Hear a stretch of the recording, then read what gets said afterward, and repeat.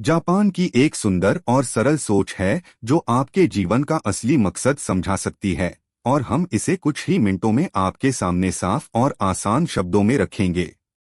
आज हम आपको समझाने जा रहे हैं किताब इकिगाई, एक लंबी और खुशहाल जिंदगी का जापानी रहस्य। किताब की शुरुआत एक जापानी शब्द इकिगाई को समझाने से होती है, जिसका मतलब होता है जीने की वजह या सुबह उठने का कारण। हर इंसान के जीवन में कोई न कोई इकिगाई होता है, लेकिन बहुत से लोग उसे पहचान नहीं पाते।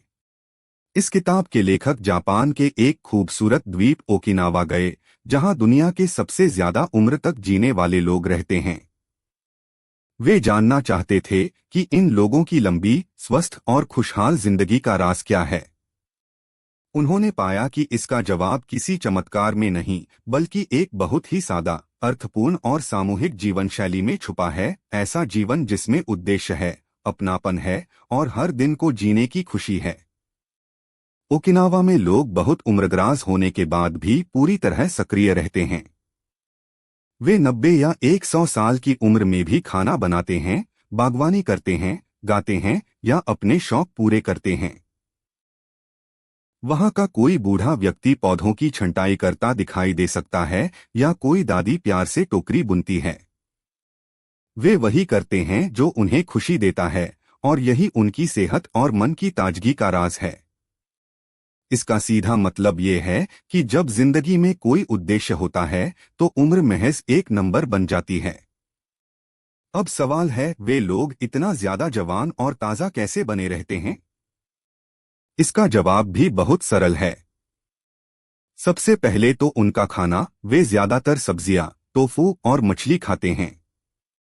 वे एक नियम का पालन करते हैं जिसे हरा हाची बू कहते हैं, यानी तब तक खाना जब तक पेट 80% ही भरे। वे खूब हंसते हैं, बाहर समय बिताते हैं और तनाव को पास नहीं आने देते। वे दौलत के पीछे नहीं भागते, बल्कि संतुलन और शांति को चुनते हैं। शायद यही असली रहस्य है, कम तनाव, ज्यादा मुस्कान। इसके बाद किताब हमें विक्टर फ्रैंकल के विचारों से परिचित कराती है, जो एक मनोवैज्ञानिक थे और जिन्होंने द्वितीय विश्व युद्ध में कंसंट्रेशन कैंप की यातनाएं झेली थीं। उन्होंने बताया कि कोई भी इंसान कितनी भी कठिनाई क्यों न झेले, अगर उसकी जिंदगी में कोई मतलब है तो वह सब सह सकता है। इकिगाई का यही मतलब है, अपनी जिंदगी में कोई ऐसा कारण ढूंढना जो आपको जीने की ऊर्जा दे। यह कोई बड़ी चीज नहीं होनी चाहिए, यह आपके बागवानी करने में, बच्चों की परवरिश में या कला बनाने में भी हो सकती है। जब जिंदगी में मतलब होता है तो वह जीने लायक बन जाती है। कभी कभी हम किसी चीज में इतना खो जाते हैं कि समय का पता ही नहीं चलता, इसे फ्लो कहते हैं। पेंटर जब पेंटिंग करता है, लेखक जब लिखता है, खिलाड़ी जब दौड़ता है, वह उसी में पूरी तरह डूबा होता है। ओकिनावा के लोग भी अक्सर इसी तरह के फ्लो में जीते हैं। जब हम किसी काम में पूरी तरह खो जाते हैं तो वही असली खुशी होती है। जितनी बार आप इस फ्लो को महसूस करते हैं, आपकी जिंदगी उतनी ही समृद्ध और संतोषजनक हो जाती है।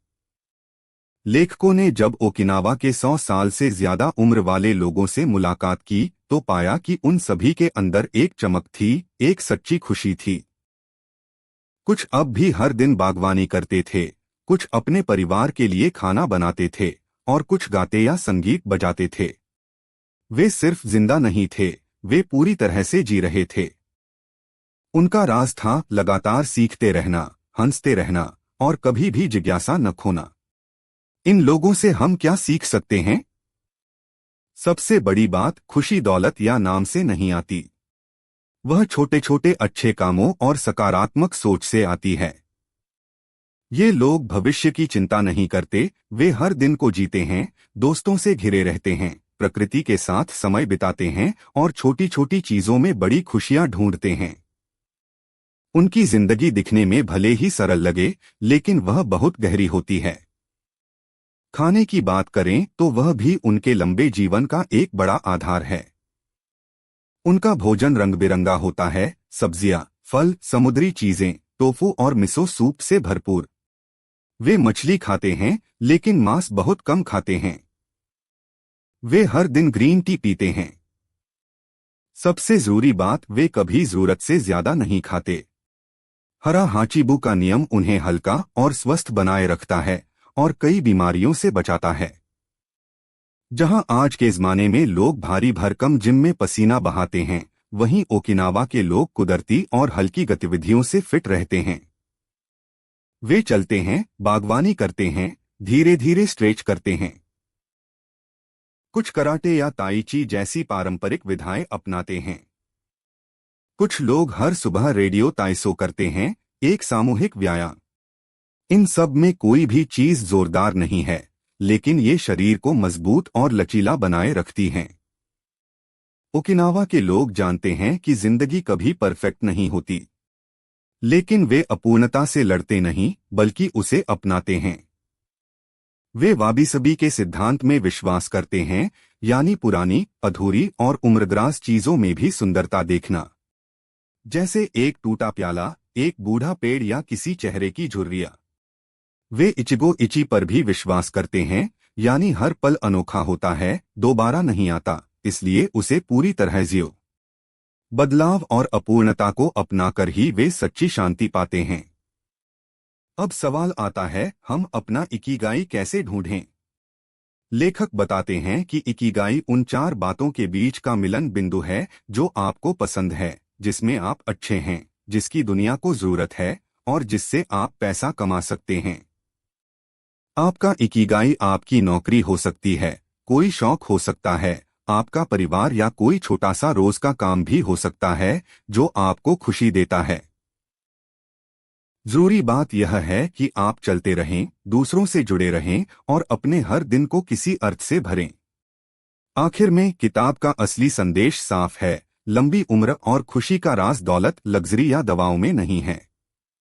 यह इस बात में है कि आप अपनी जिंदगी को उद्देश्य के साथ जिए, खाना संतुलित खाएं, शरीर को धीरे धीरे चलाते रहें, ज्यादा मुस्कुराएं और लोगों से गहरे रिश्ते बनाएं।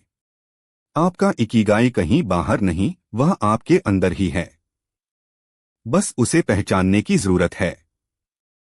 और एक बार जब आप उसे पा लेते हैं, तो हर दिन एक तोहफा बन जाता है।